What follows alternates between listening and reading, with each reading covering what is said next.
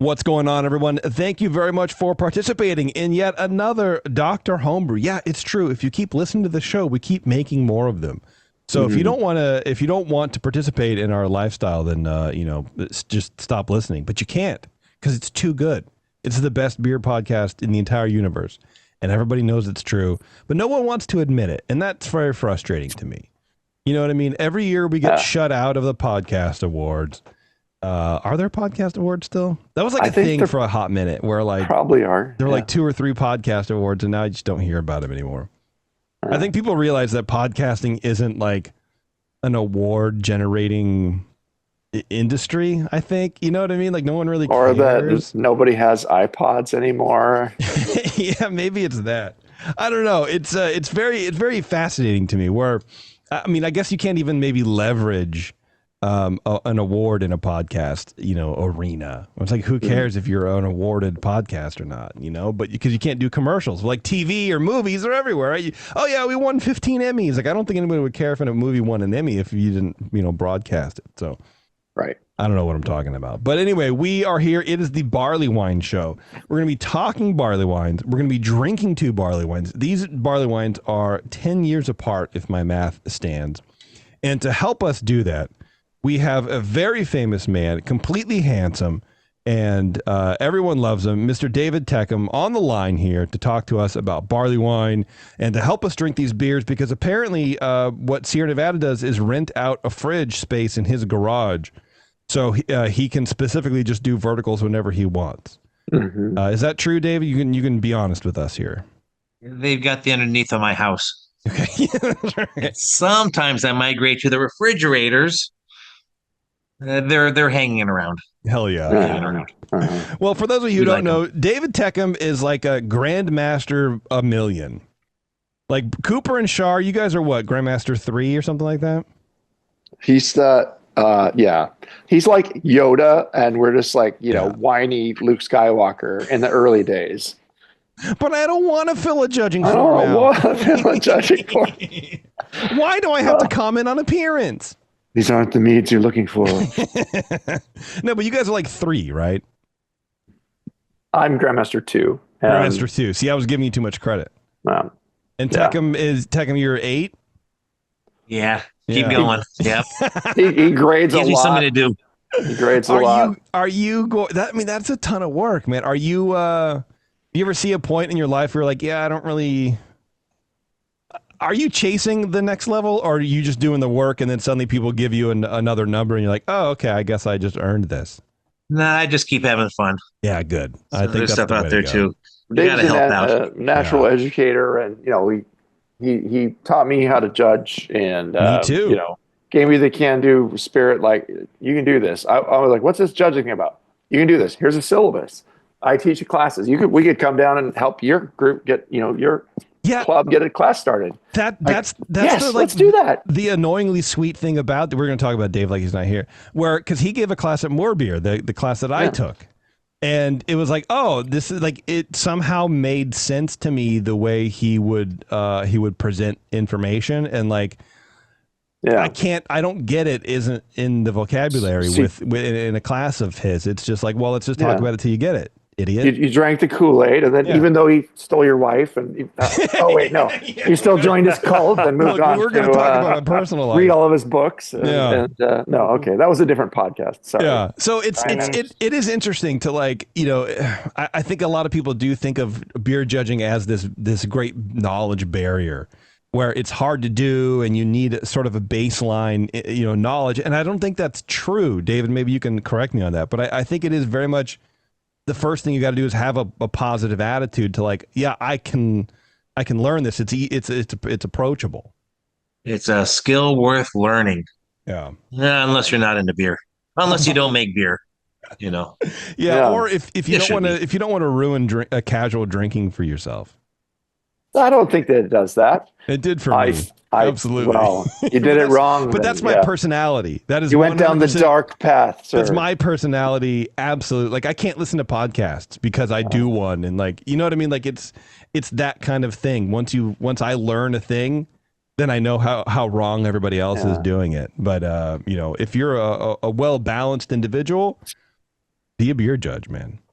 I got to teach a class on Sunday. The Bay Area Mashers asked me to come back again, and nice. Last year they had a good group of people, 11 or so people, and they got a judging exam going. This time they had like nine members in there, including their president, who isn't yet a judge, and That's great. was on our 2 episodes ago.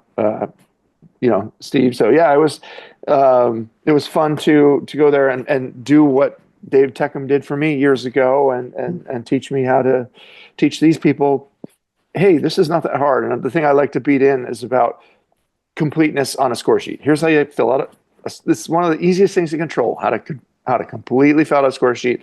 Look at all those cues you have there and do a good job, which really impresses the graders. And it's 20% of the battle, but it feels like 80% of the battle in some ways. If you can do that, you can do the rest. Just use your senses. The first battle felt like 20%, but the second battle felt more like 30%. Go ahead, David. You want to say something? But it leads to great opportunities because Brian knows what else I do, and you guys probably do too. We have something called the California State Fair, and they have beer competitions. I get to run them, get to help run them. And that leaves the opportunities of being taken care of. And for those that are so interested, you think that maybe anybody listening to the podcast would be in on the state fair interest. Yeah. Well, it's going to be May 2nd, 3rd, and 4th for the Homebrew. It's not on the BJSB calendar yet either. We're trying to get in there. And we do need some entries. We'll take them. Interesting. How do we take entries? How do we do that? How do you enter? Yeah. Well, I would take a look at the California State Fair website once they update it to 2025. Okay. We're very close. All right. Now there's also a commercial competition. Those are fun to judge because the professional brewers don't need to have that kind of feedback. They just kind of want to win. So there you are judging commercial beers and you're picking the winners for the state of California. That is May 15th, 16th, 17th, and 18th. Yes, Thursday through Sunday to hack through. We expect over 1,000 entries for commercial. Wow. We would like more than just 300 for Homebrew, but we've done more. Yeah. This is probably the biggest competition in California then? Almost. See, since you brought it up, there's another commercial competition I'm part of running also called the Brewers Cup of California. They've had different names, and that's April 3rd, 4th, 5th, 6th. Well, there's another 4-day competition, and they get over 1,000 entries also. God. Cool. Wow. David's a glutton for punishment, isn't he? Yeah. Well, wrangling entries. Drink every drop of it too. Now as commercial entries are charged more than homebrew. Homebrew competitions can be like $15. Well, commercial at $50 or $60 or $70. We're not talking Great American Beer Festival that charges you $200 per entry. Well, there's money to be used for taking care of our judges with great lunches. Yeah. We put up people in hotels if you're going to be there over one calendar day. And I get taken care of by being part of this little staff. That's awesome. That's part of the rewards for moving up the scale for beer judging, developing that reputation. Yes, they seek me out. They found me years ago, and it's like I've been with them for 10 years or so. Wow. State fair maybe a little bit less, but I think I might have a permanent job with that. Oh yeah, that's cool. 3 weekends a year. That's pretty cool. Congrats, man. Do you have to be a certain judging level to participate in that? We'll take any BJSP judge. I take the people also who just got done with that entrance exam. Oh, but I don't have my credentials. No, come along. I'll let you judge. And you know what? If you're a judge like that, you're going to learn a lot from Dave. You're going to learn a lot from your fellow judges. You'll learn a lot just from judging that competition. So even if you're brand new, I encourage you to look into that and think about signing up. Dave is like the uncle on the farm that you go stay with for the summer and you're 14 and he goes, I'll let you drive the truck, but only on the property. Like, I'll still let you, but Dad won't let me do it. Uncle Dave, Dad won't let me. I'll let you drive. It's fine. I got you. After this, we're going out shooting. Let's go. Does that mean I let him have beer also? Maybe just a half pint. If you're old enough to drive, right? Here and there. Yeah, there you go. Well, how about this for the very highest ranking judges to be in that commercial best of show panel to try all of the first place entries to find that top beer and you're sitting down and you're going to take an hour and a half or so, and you've got 70 beers in front of you that are all first place commercial entries, and you're helping to choose the best of the beers. That should be a reward in itself. Yeah, that's pretty amazing. I got people that do that. Yes. The judging marathon is no joke. It's one of the things that you are never prepared for until you do it. Mm-hmm. Brian told us about the GABF. The GABF. GABF is a lot of fun, but yeah, it's great. It's a great experience. I'd recommend it to anybody. But it is serious, and you're at it for like 3 solid days, and that's about all you do for 3 days. Yeah, that's wild, man. All right, well, what are we doing here today, Coop? Let's start the show, huh? Well, I have a catalog of Sierra Nevada beers, Bigfoot ales that I get. David gets for me every year. So around the time when we do our beer judging 101 class in Pleasanton during SF Beer Week, it's around the time when Sierra Nevada Bigfoot is coming out. Right around this time of year. I haven't seen it yet in stores, but it's in the stores. Is it already? Would you believe that? Wow. Okay. Even late December, I was told too that's in the store. So good thing Brian knows me, because I'll get them at a little bit better price.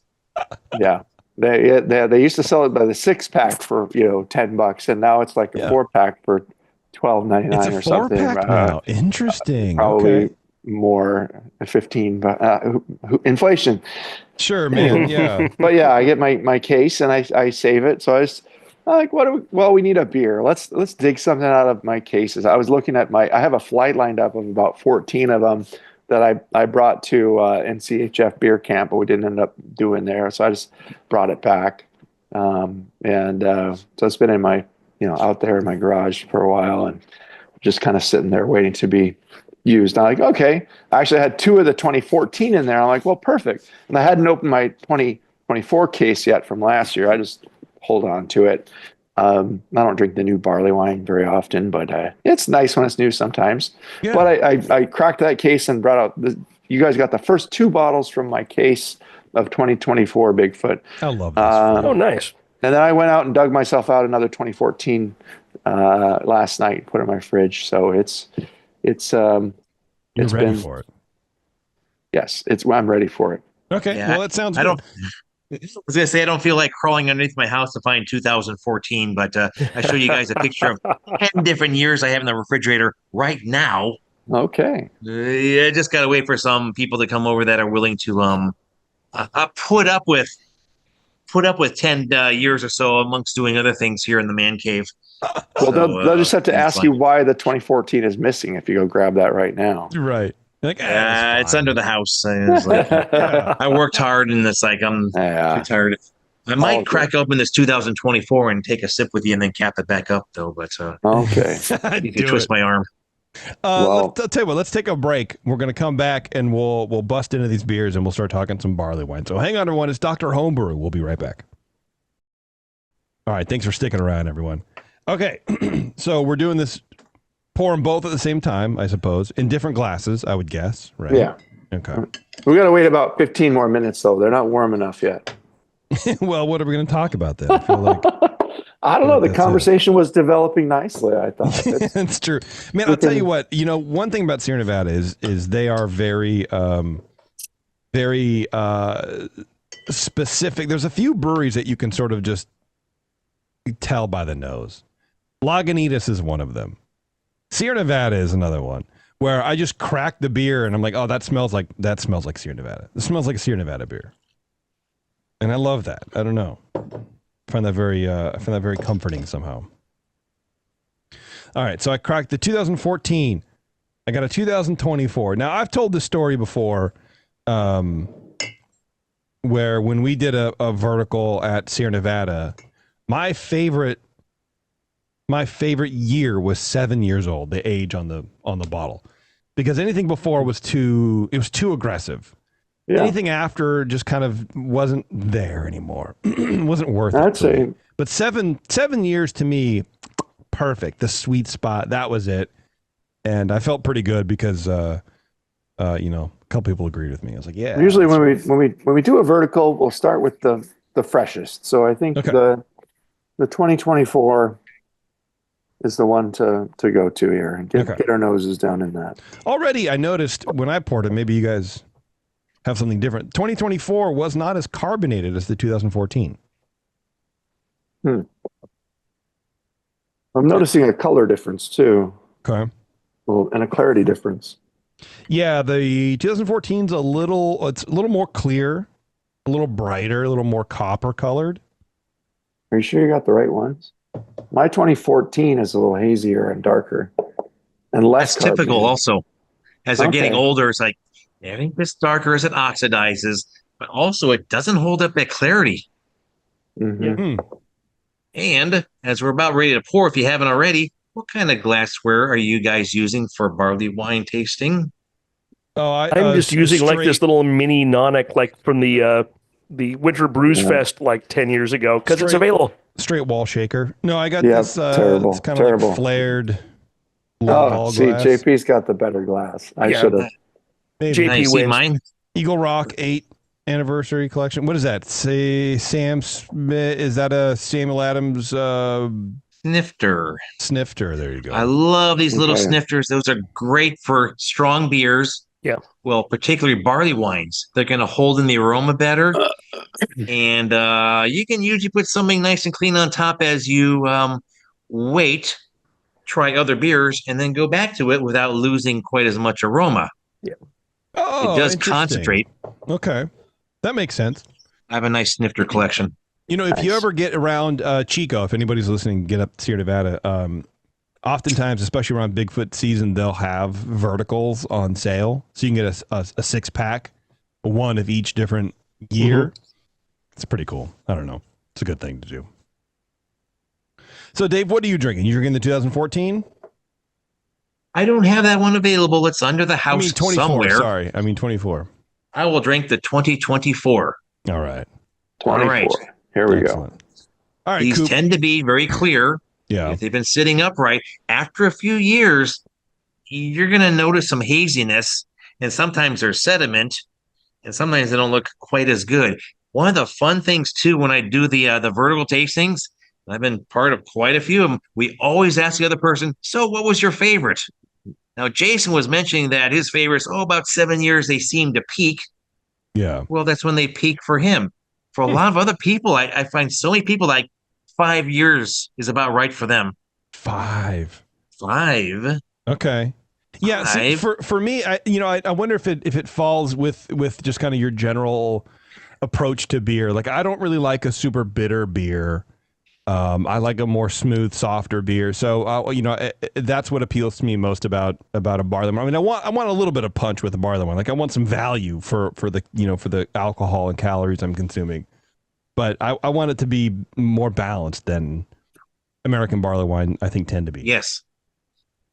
Mm-hmm. I tend to insist, but hey, everybody's different. Wait at least a couple of years before you open that Bigfoot barley wine that you purchased. Of course, we want to try them when they're fresh so we can compare. Mm-hmm. But this is the fun thing, too, about vertical tastings. And they don't have to hit every year.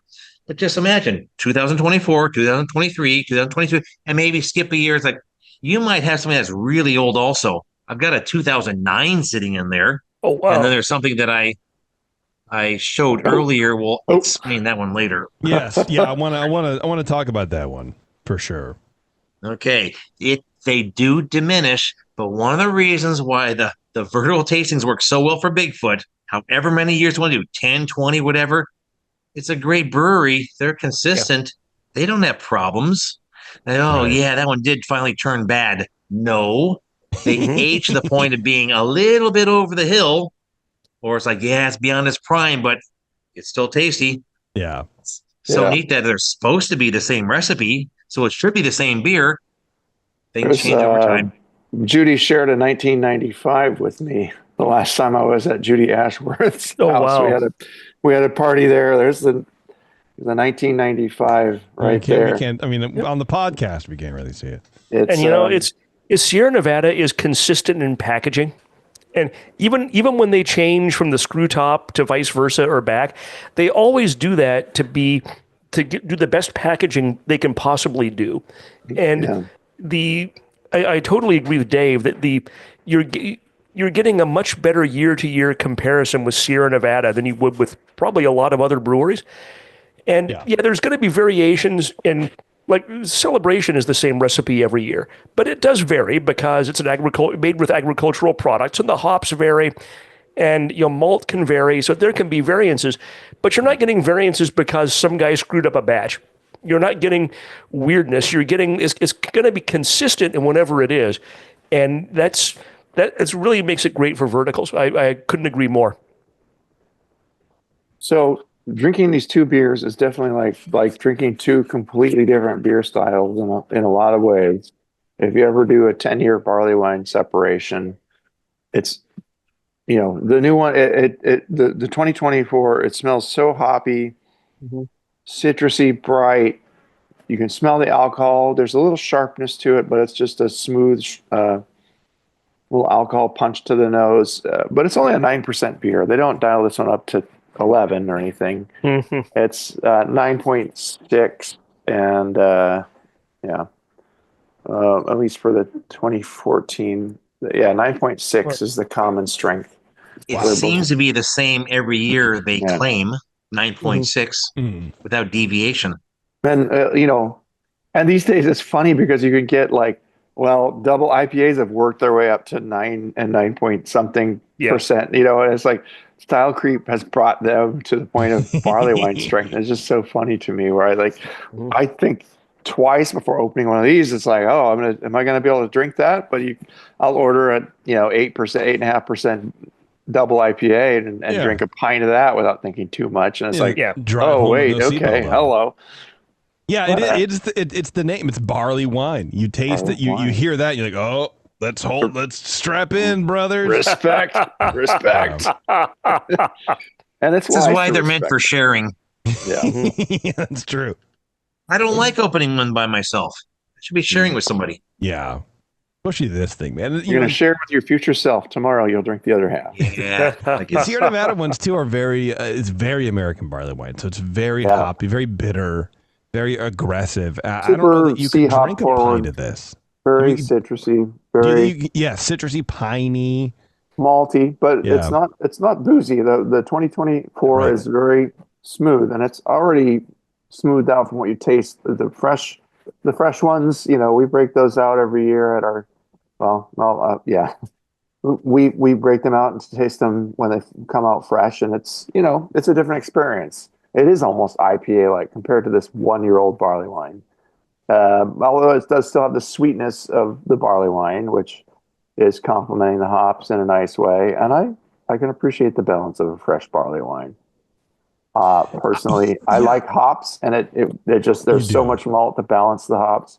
Yes, it is. You're right. It is a different experience. It's a fun experience. But could you sit here and drink this whole bottle by yourself? I'm curious. No judgment. I'm curious. It's a sipper for sure. Yeah. I could drink the whole thing myself. You could? I couldn't do it. Yeah. I couldn't do it. It's too much. It's too exciting for me. It would be over the course of a couple of hours. I could do it, but yeah. I think I'm more of a fan of the aroma. The aroma is really nice. Yeah. It smells amazing. Like, give me this. The aroma is actually a little similar in both of them, but the older one, as you would expect, is much more malt focused. Okay. And it's not an old ale, but it almost makes me feel like it's an old ale. Okay. So now we've gone to the old one. You tasted the old one. Let's move to the old one. This is 2014. 2014. Teckam is showing us recapping his 2024 Bigfoot. Yeah, got it. Got it. Oh, I didn't purge out the oxygen. I guess it will oxidize a little bit, hopefully for the better. I'm not going to wait 2 months to drink this, of course. Right. I'll finish it this weekend or something. There's a little bit of carbonation. I'm going to be a good boy tonight. All right. It'll be like a 2020 in a month. I don't know why that just literally cracks me up. Like that whole thing where this man pulls out a bench capper and sets it down and tilts his camera to it so we can see him cap it. I love Dave so much. Everything about that is just fucking awesome. It's like peak homebrew. Like I really lived at this transcendental experience for 15 years now as a peak elite homebrewer. Which is what happens. This could be your future, boys and girls. It could be. You could be as cool as Dave if you try, but you'd have to try pretty hard. Because like I don't know, man. I would never. I don't know. I would never think to. And I guess that's what you get when you just been judging beer for so long. It's like you sort of like understand what matters and what doesn't. Maybe Dave, this is wrong, but like you understand. Like for me right now, I'd be like, I don't know. You recapped it for a couple days. It's gonna suck. But I think you understand that like what matters and what doesn't, what impacts the flavor to a point where it's not enjoyable, or it doesn't even matter so much. Like, yeah, okay, it's not going to be the same. Who cares? It's still going to be really good. I'm still going to drink it. I'm still going to have fun. I was sanitary. Honest, I was sanitary. Yeah. If it was an American Pale Ale and you did the same capping and everything else, it would be a different experience in a few days. It wouldn't. Oh, losing the carbonation hurts. Wouldn't do it any favors. But losing carbonation for a barley wine doesn't hurt it. You got the body and the fullness to it. Mm-hmm. It's a style It'll still be feeling enough. It doesn't need a lot of carbonate. If you over carbonate this beer, then it'd be fighting with the alcohol, fighting with the hops, then everything else that's there, and that's what I mean. Maltiness. It's like an experienced chef not measuring things. You're like, it doesn't matter. Yeah. Who cares? You know, I know what it's going to be. It's anyway. All right, 2014. Let's talk about this real fast. Right. And the category for everybody listening is 22C, American barley wine. And the description does try to encompass the range of flavors and ages that you can get, which is a good thing. So, many,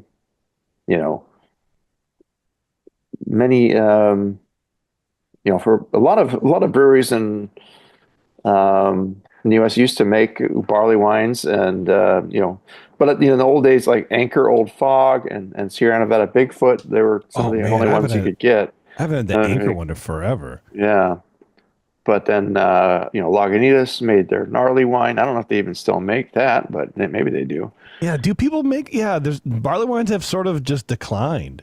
It seems like they've gone, which is too bad. A little like not necessarily just out of favor, but it's just like kind of.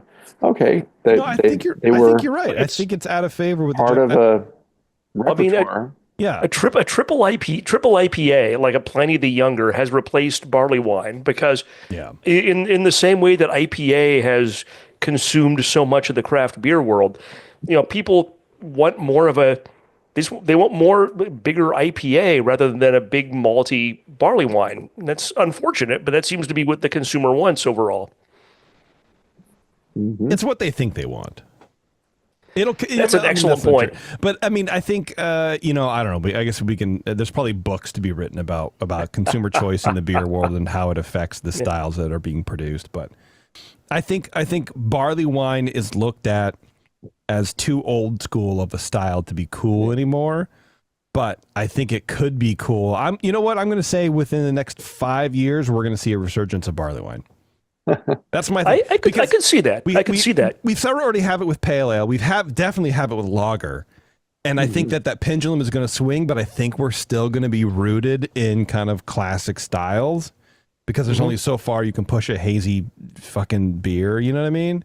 That's it. I can see like millennials and Gen Zers that never really experienced barley wine in the way that we did 30 years ago. Yeah. When barley wine kind of hit 30 years ago. At the Barley Wine Festival, for God's sake. The millennials and Gen Zers that never had that are going to have like a Bigfoot and think, wow, how come people aren't making more of this? Not everyone, but a few. We're going to see TikToks about why is no one talking about this? The one beer style that your dad was right about. Actually, interesting. Now consider too that Sierra Nevada makes theirs only once a year. Yeah. One time of the year. I'm not saying it's just one batch a year, but this is not a year-round beer anyway. This is that winter warmer, that celebration beer of sorts, that Christmas specialty, and that's when they were being made. Even in the 1950s, I think it may have been Ballantine. They made a barley wine for their special customers or whatever. They're Christmas gifts in their own way. Okay, we're not drinking in the summer anyway, so maybe that's part of what's limiting the two. Hey, it's like May, June, July, August. Okay, we're in California. We're not drinking barley wines. I want to sip one at night or whatever too, but it's not going to be your every weekend you're going to try one or every other weekend. It's a winter beer. Yeah. It's a winter beer. Well, and it's winter right now. So yeah, it's just so interesting moving from the fresh, like, well, year-old fresh, but it's like hoppy and alcoholic, smooth alcohol and malty. And then you get into the 2014 and I'm getting sherry. I'm getting like hints of different kinds of like booze or like, Yeah. There's a sharp fruitiness that comes out from the malt, and the hops have receded a lot. The hops are still there. Cherry, yeah, like a candied cherry or cherry cordial for sure. Absolutely, I get that. Yeah.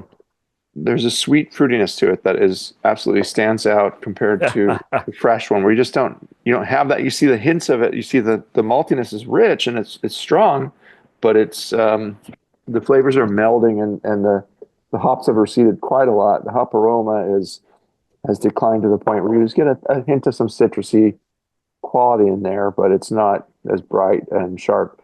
And in a way, I think that's part of what Sierra Nevada did in the early days when they first brewed this beer in 1983.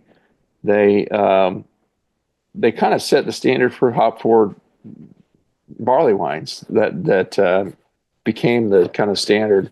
And there's a little story in the guidelines, you can read it too, about how they sent the Bigfoot out for lab analysis, and the lab said their barley wine was too bitter. And then Sierra Nevada replied, "Thank you."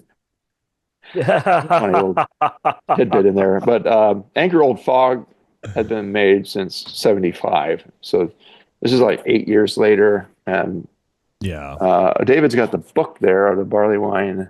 I saw my message for those that want to read more, and I gotta admit, it's like, isn't there a book called Barley Wine from Brewers Publication? Yes, sir. Well, let me go race in my library way quick, and it's like, oh yeah, I guess there is. I sure hope I see stuff underlined, so I must have read it at some point, probably decades ago. Yeah. Hey, oh great, David, for awesome brew it big, FAZ. Paul Allen, up. I have this autographed, and I don't know who autographed it. This is cool, I guess. That's the best, man. That's how you know it was a good time getting autographed. Oh, it was some guy that was pretty cool, probably. Yeah, maybe. I'm sure he was. One of the authors. Yeah, it was about barley wines. Brewers Publications had this, like, every style had their own book, and they were all done really, really well. Yeah. Val Allen and Dick Cantwell. Huh? There's good reading out there for those that want to learn more, or that need to relearn, or need to remember things. I got to read this again. Because you're never going to get this from this podcast, I'll tell you that. Okay. Well, when it gets into stuff like history, the history of barley wine, well, that could be the most worth reading as far as like, well, how did things begin? A wine made of barley, or just a beer of wine-like strength? Well, they can be. Oh, I'll read it again later. No time to do research now. Okay. Yeah. So it's there. David, what do you think this 2014 tastes like? What can you expect from a 10-year-old barley wine? All right. Although it's been a while since I had a 2014 or 13 or 12 or whatever too, I know it's going to be probably a little bit less on the carbonation. Okay. They might appear a little bit darker, and it's going to be a lot smoother to the point of, oh, gee, I'm missing those hops that I really appreciate about the beer. There's going to be much more of a closer to equal balance, especially after 10 years. And it can take even longer for it to be even a bit more malt oriented. We expect some oxidation, but oxidation of a sherry-like quality, and that's the oxidation of melanoidins. Not a defect, because there's always going to be some oxygen works its way in, especially when you keep it at room or cellar temperature. And that can be a nice extra dimension to barley wines. Barley wines that are well made anyway.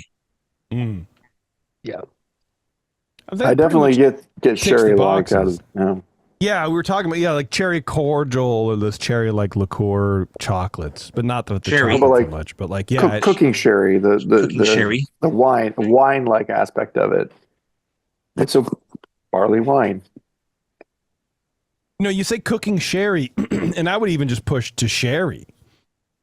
Yeah, not even just the cheaper or like nice sherry. Yeah, I don't know stuff. not Yeah, cooking. yeah. Good stuff. It's because it does have that fortified, kind of flavor, I guess. Not that it's fortified, but it has that aged, obviously, quality to it. And I mean, who goes out and buys fancy sherry anymore either? Like, You know what? Sherry is, I'll tell you, sherry is making a comeback. okay. It is making a comeback. My Maybe brother-in-law David has a does. sherry. He makes sherry now. I mean, see, what the fuck is it called? I forget now. I'll figure it out. Mm. Anyway, it's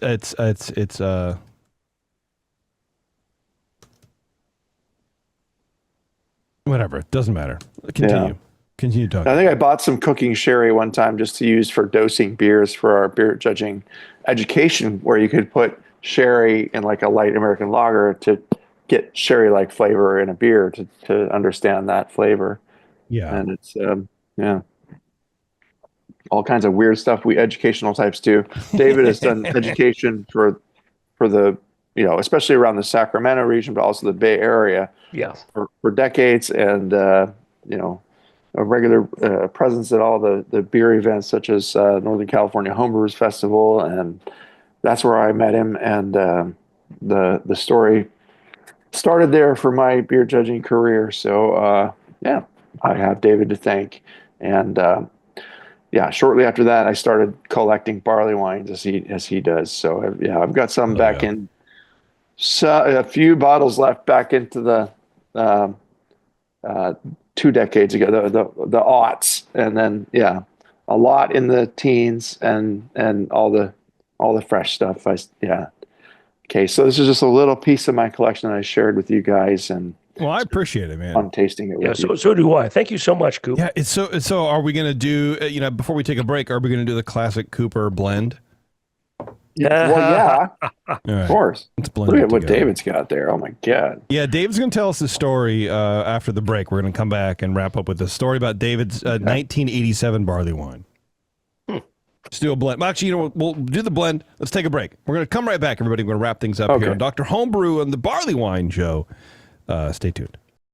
All right, thanks for sticking around, everybody. By the way, the website I was thinking of for my brother-in-law's sherry business, Solaris del Pacifico, Soleras del Pacifico. And this man went to like Spain and Portugal and tasted a bunch of sherries, and he's making sherry up in Petaluma. Oh, Small wow. batch in his little barn or whatever. And it's I don't like sherry. I'm not a sherry guy. But it's very good if you like that. It's like very, you can taste something and you don't enjoy it, but you can tell it's done properly to style.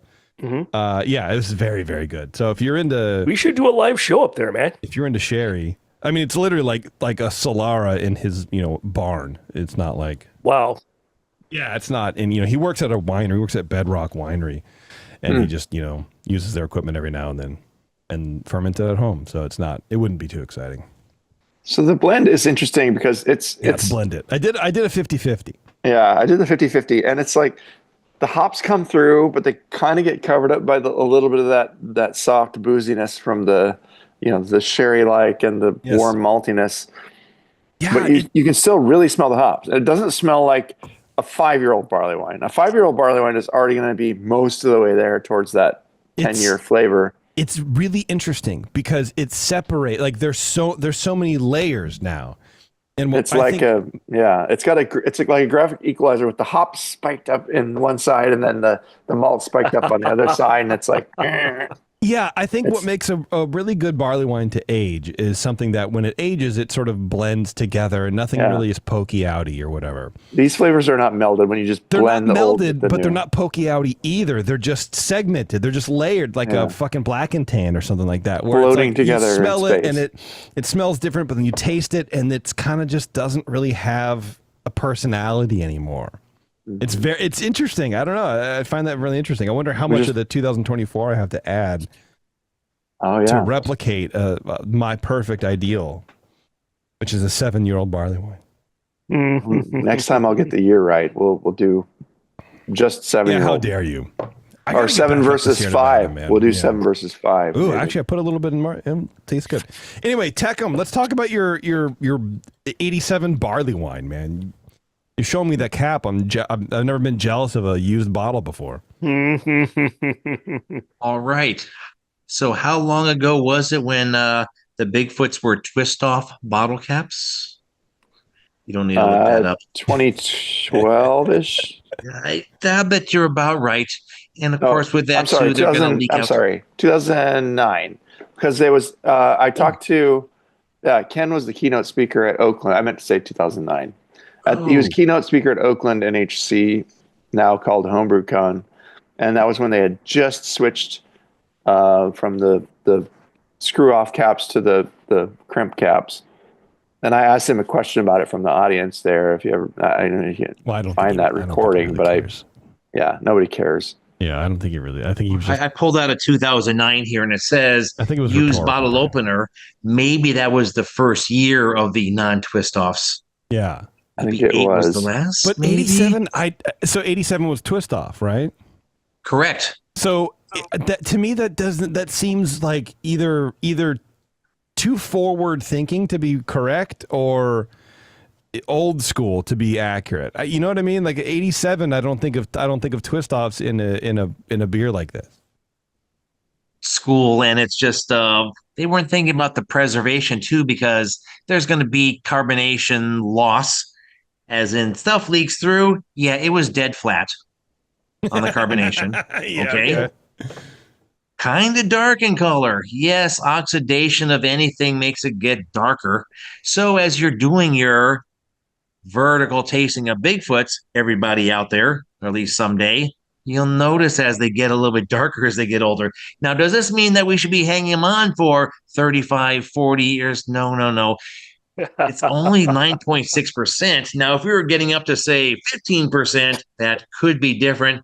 That's just not the idea. You don't hang on to something like that forever, unless you never open it and then you sell it as a souvenir and nobody enjoyed it in its prime. But this was well past its prime. That doesn't mean it turned sour, phenolic, or nasty. No, it turned into sort of a dead beer.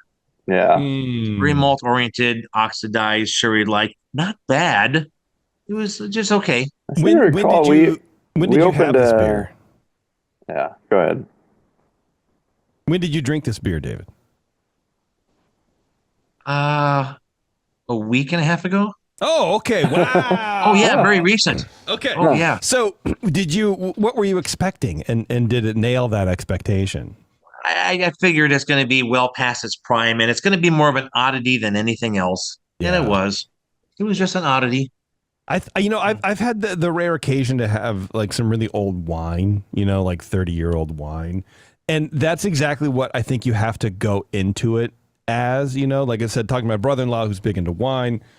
And he and I have these conversations every now and then where it's like, oh yeah, I've had this, 1957 or 1972 Zin from Ridge or whatever. And it's like, it doesn't taste like wine. It doesn't. It's another liquid altogether, and you have to go into it expecting something else other than whatever the style says. You know what I mean? And you otherwise you're not going to enjoy it. You just aren't. Right. Yeah. Now, what's this about? Wine's going to get better and better and better with age, and it can last decades. And I got some that are 30. Okay, that's going to be with a lot of tannins and other rough edges that are going to smooth out over time. Yep. Not a wine show. For a barley wine to do that, it better be close to over the top, as in, oh man, it really wasn't that drinkable in the first 3 years or 4 years. Man, I want to hang on to it, cellar it at 55 degrees. Oh, that would be ideal, that kind of temperature. But it's going to have to be a bit over the top for it to hold up to decades. And we do mean like 13, 14, 15, 16% or something like that. Yeah. You don't hang on over 40 years. That's not the idea. No. It's just going to be an oddity, if anything else. Yeah, and I think if you go into, sorry, Cooper, I keep cutting you off, but I'm going to do it. It's okay. I think to collect beer and to age it, especially high alcohol beer like this, go into it thinking I'm going to produce an oddity. It's a lot like it's not like how I went into being a parent. I'm gonna produce just some weird twisted oddity, and we'll see what happens whenever it's time to drink it. You know and what I me mean? both, Whenever it's man. time to harvest her organs for me, we'll figure out what happens. You also have to have the attitude that there's going to be some spectacular successes in aging, but you're probably going to have more failures than you have successes. And even aging wine is that way. I used to, nobody in my house but me likes wine, so I don't really age or buy much wine because it's that a whole bottle of wine. I don't want to drink that by myself.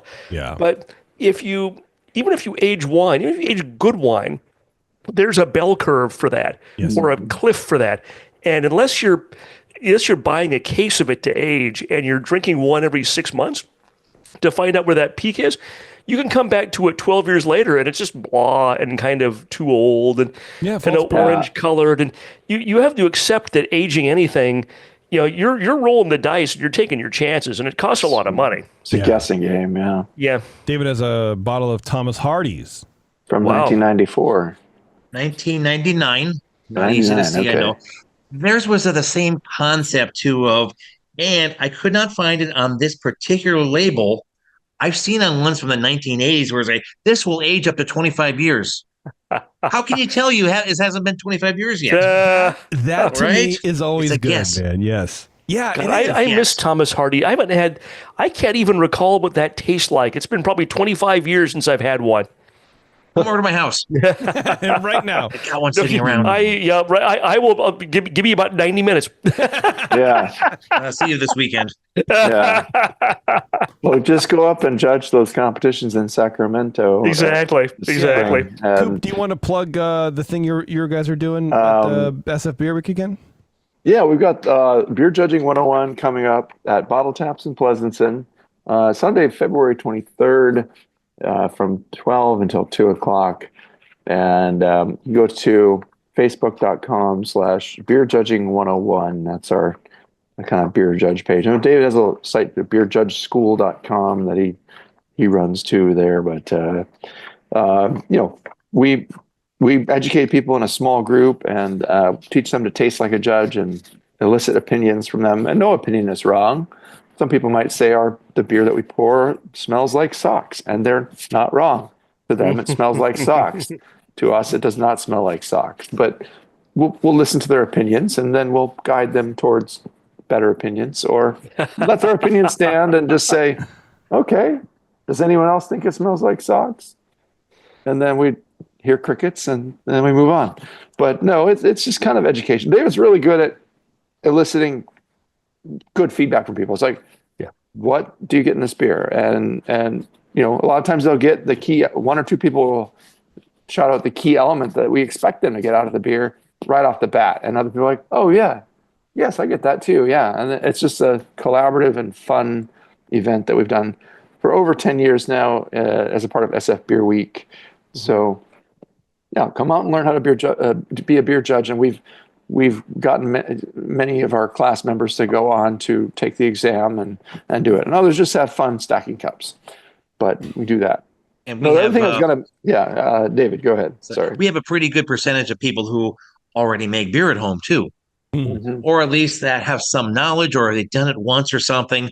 It can be a beginning person that shows up for our mini course in any case. Yeah. But even the audience can kind of amaze us too with, okay, that person understands. And maybe they'd be a home brewer that wants to know a little bit more. Yeah, none of them seem to be real beginners. It's just, if you're a craft beer fan, or you just enjoy and want to broaden your experience with different world beer styles, we'll help you on that journey and point you in the right direction. We can't do everything in 2 hours because there's only so much tasting we can fit in, but it's small samples. You get to taste a lot of different things in small quantities, and it's really fun. That's cool. Yeah. So yeah, beer judging 101.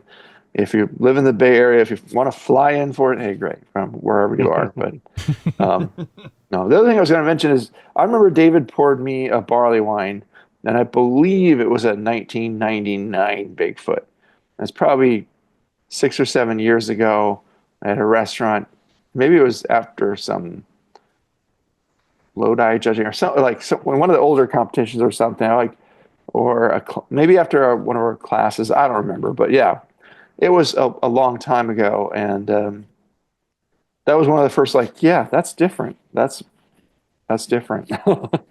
No carbonation and just kind of gone. But he probably still has a full bottle of 99 barley wine somewhere in his collection. Hell yeah. I don't think I have anything before that 2009. So 09. Probably not. Okay. Yeah. Probably not. Don't need to. We're getting pretty old at that point. As I mentioned earlier, I don't think it was caught on tape, but I have an invitation from a friend of mine, Mike Moore, Solid Ground Brewery in Diamond Springs, California. I did send in my check to hold my seat for that vertical tasting of 25 years of Bigfoot. Wow. I'm not expecting a whole lot from the very early years. It's merely that experience, and I'll take good notes as I can. Really. Yes. Is that Big Mike? That. Big Mike Moore, yes. Yeah. Oh my God, I didn't know he had a brewery. He doesn't have a brewery, no. But he's friends there, and he does some of the bottling stuff too. Okay, gotcha. No, I've been out of the loop for a while. I haven't seen Big Mike for a long time. He's a great guy. He's around. Yeah. He's around.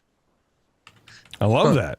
Every once in a while, he does something like that. So, hey, that's just another nice invite that I get also. Say, hey, thank you, Big Mike. You thought of me, and, because I've done stuff with him, and definitely just on that invite list. How neat. Love it. Yeah, you got to be on the inside, man. Yeah, well, that sounds cool. Yeah, Dave, definitely come back. Let us know about that tasting, what happens. I'm curious to know what a 25-year-old barley wine is. And I'll be honest, I think this has influenced me to start collecting Bigfoot. Cool. It's something I've always wanted to do, and I know I've heard, since I started drinking in the late 90s, I'm like, people do that? That's weird, but also kind of alluring and cool. But I just never did it. Because I knew myself well enough to know I would never take care of it. But now that I don't drink as much anymore, I got the room. Might as well start doing it. And when you pour them, you can share it with people. Like, this is an event. Like, we're going to do 6 vintages of barley wine. Anybody. You know what I mean? I'm by myself. Yeah. So, like, what am I going to do? Yeah, and I don't have the room. I mean, I have the desire, but there's no space. I just can't collect beer. Yeah. Well, a couple of years ago, my friend Al Branch donated a collection of Anchor Christmas beers to our club to pour and share. And so we did a private tasting in the back of bottle taps. And it started in 1989 Christmas beer. That was the oldest one we got to. There were some gaps, but we had 2021 and it went to 2018 and we had 2004 and it went. Yeah. I gotta say, I think anything after 5 years has got to be horrendous. But it was weird. There was a definite decline, yeah. And I thought this is just going to be an infinite point of diminishing returns. But after a while, there was enough interesting in the oldest ones that it was like, okay, oh, this is becoming a different thing, and it started kind of coming back in some way. The anchors, you could pull something out. Do you remember Phil, who owned a Fermentation Frenzy before he sold it to More Beer and Los Altos? Yes. Yeah. Phil was deeply involved with Words of Wisdom, my old homebrew club, and I remember about 15, 20 years ago, he hosted a tasting, and Teckam just held up the Anchor Christmas beer before they totally changed the style of it a few years ago. It was a different spice every year, and that was one where we did like a 18-year vertical of Anchor Christmas beer, and this was probably 2010-ish. This went back into the 90s, and that was one where, because of the spices, and the spices are always, each year when Anchor used to release their Christmas beer, the spices were so strong it was almost undrinkable. Yep. But there was a sweet spot about 7, 8, 9 years back for that where it became just sublime and phenomenal. It was amazing, and that was because of the spice. Almost like a gruit. The spices balanced the malts, and it was something interesting. Yeah. Nice. Interesting. All right, well, let's get out of here, everybody. What do you think? We've had enough barley wine for the evening. I'm going to go drive around my neighborhood at high speeds. Yeah, without a seatbelt, of course. Of course, yeah. Hanging out the sunroof. But if you want to get on the show and have your homebrew on the show, maybe you brewed a barley wine. Who knows? Maybe you're the 0.01% of people who still do that these days. Email Brian at thebrewingnetwork.com, and you will get on this show. We will program you in. We will dial you in. And we'll taste your beer, more importantly, and we'll give you a BJCP score sheet in real time. This is the only way you can get a virtual BJCP score sheet, an interactive BJCP score sheet. If you want to ask questions, because look, between you and me, without David listening, sometimes beer judges don't know what they're talking about. Okay. What? So, yeah. So if you want to ask questions, so if you get a sheet from Cooper or Shar and it says like, could use more malt, and you go, well, what the fuck does that mean? How do I do that? I used every malt in the book, and it still literally says every single one needs more malt. And every one that More Beer had available. Yeah, and Use Char more would malt say, well, variety. you get 2-row, and then you have to kiln it yourself, and that's the only way to improve this mild that you made, you dipshit. No, we'll My go 8% Imperial Mild. Yeah, we'll go through and we'll go through all the feedback with you that we give you, and explain how to do it and how to improve beer, not just what's wrong with it, but how to make it better, how to elevate it to this sort of like impossible ideal to reach. And that's let's say you've brewed a non-alcoholic barley wine. Oh my god! And you made it taste just like barley wine somehow. First of all, we want to taste that. That would be weird. Yeah, exactly. And if you don't do that, if you don't send us beers or something, like at the show break, JP, I suggested the Coop that we may have to start judging each other. And we'll have to engage in self-criticism and talk about each other as human beings and our failures and our flaws. And nobody wants to hear that shit. We want to drink. People want to hear us talk about beer and fermented beverages, sake, wine, mead, cider. They don't want to hear about all of how we came to be who we are. That's nonsense. Deep psyche. Yeah. Oh no! You're threatening our listenership now. Yes, that's terrible. All right, everybody, let's get out of here. Thank you very much for tuning in. I appreciate it. And until next time, we'll see you later. Dave, thanks for hanging out, man. It was a good time. Thanks for having me. Dave. Good to talk to you again. Good to see you. All right, everybody, take care, and we'll see you later. Okay. All right, that's it. We're done. All right. Yeah, David, thank you so much. It was really nice.